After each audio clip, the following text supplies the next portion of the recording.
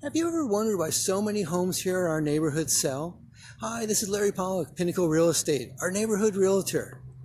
I was walking through our neighborhood today and I noticed a lot of people were coming up to me and asking me, Larry, if we were thinking about selling, how much would our house be worth and roughly how long would it take to make our house sell?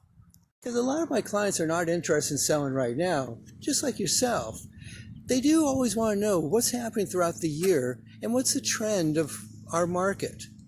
Basically, we're seeing in the last year, home prices have gone up by about 7.2%.